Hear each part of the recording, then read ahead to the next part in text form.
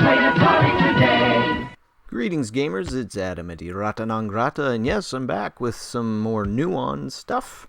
I'm going to show you Doom on the Nuon DVD players, and this time I was able to record the actual bootloader from the demo disc that this is available on. But as mentioned in a recent YouTube post, it's somewhat difficult to get this thing to work. I was surprised when it actually did work this time, because these demo discs, since they weren't a factory press disc as just a CDR, it's very, very finicky, especially with age. Whereas my other Nuon games load without any issues, this one, it's very hit and miss, and I've spent quite a bit of time sometimes trying to get this thing back up. But since so many people were wondering, does Doom run better on the Nuon if you reduce the size of the screen, that's what I wanted to try out here. Since this was just a very, very quick, done in a weekend port of the shareware Doom game over to the Nuon chip, and that would have been done back in 1998 or 99, sometime before the system had even been mass produced. But as I mentioned with that, it being unoptimized, this is where you can see it is very unoptimized to the point where they just really hadn't done anything. And so when you reduce the size of the screen to thumbnail size, yes, it does run fast, but then it has some weird glitchy effects on the other portion of the screen. But it seems like when you zoom back out, it improves. I also tried fooling around with graphical detail being high or low, but it didn't seem to make any difference that I could tell there. Now, just also as a note, the first SD card I was using to do the capture with was extreme. I need to throw it out, really. But I got a better SD card, so that's why there was a quick jump there on it. But yes, the game does run a little bit better in a smaller screen, of course, as you would expect.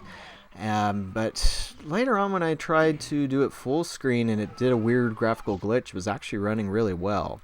But again, to emphasize, because in case you've never heard of the Nuon or you have a little bit of knowledge about it, so this was a chip designed by the same guys who worked on the Atari Jaguar, funny enough, that was designed to go into DVD players everywhere. And it actually did release to a few different brands. There were a few Samsung models, a Toshiba model, the SD2300 if I recall correctly, and a few RCA DVD players back in the day. I can't recall if there was any other brands. I personally have a Samsung Xtiva N2000, which was the very first one to include a Nuon chip, and then there was the N501, which is what it's running on right here. But the Nuon chip was actually what you would consider to be a quad-core processor. But there were 3 iterations of it, the Aries 1, 2, and 3. Now, if I'm recalling correctly, the Aries 3 was only used in the RCA models, which actually did not include Nuon game controller ports.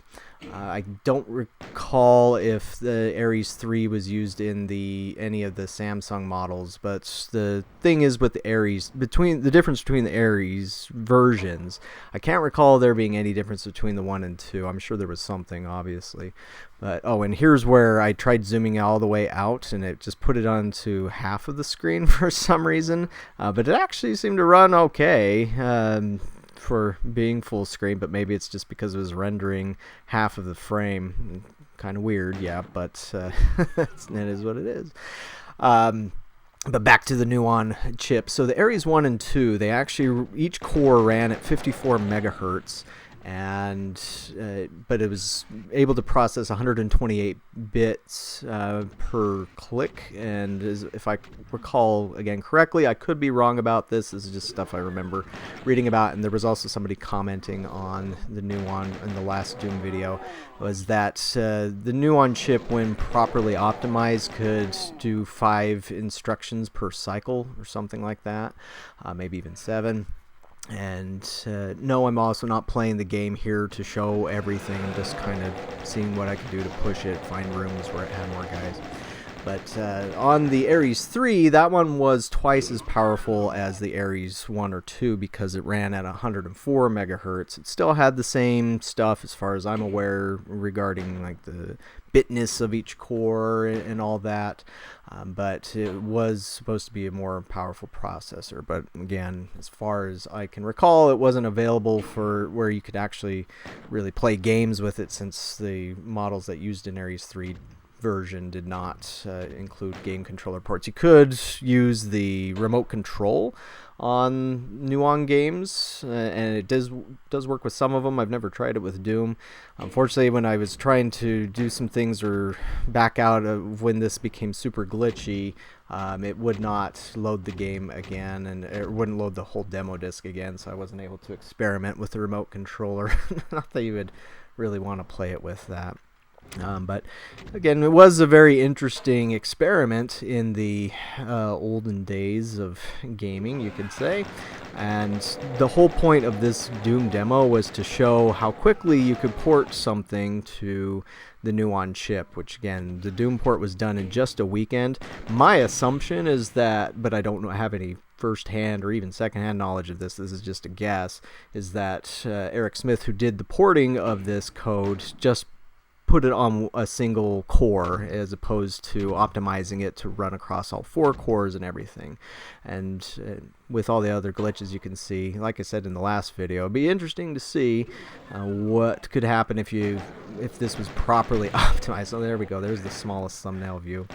And now, yes, it's like, yes, should I be the one that does this? Sure, but I work 4 jobs. I don't have the time to learn all the stuff about coding as to how to do that, especially with the Nuon chip. It was originally brandied about as an assembly coder's dream. So like Jeff Minter, who created Tempest 2000, and he's fairly well known in retro gaming circles, really loved it. And the other kind of weird thing about the Nuon chip is that it didn't have any hardware acceleration for anything, so everything was done in software, but it could do some interesting stuff, whether that was quick ports, but you could do ray tracing, you could do voxels, you could do pretty much anything that you wanted to. You just, the better coder you were and the more knowledge you had on stuff like assembly, you could make the magic happen. But yeah, well, I don't know if we'll ever see a properly quad-core optimized port of Doom on the Nuon or not. But check my channel for some more Nuon stuff. There is Iron Soldier 3, which is most likely the best looking Nuon game we'll ever see, but never say never, I suppose. Thank you for watching this one and the other one, and let me know what you would like to see there from retro gaming land, particularly Atari, which I cover a lot of, and we'll catch you on the next video.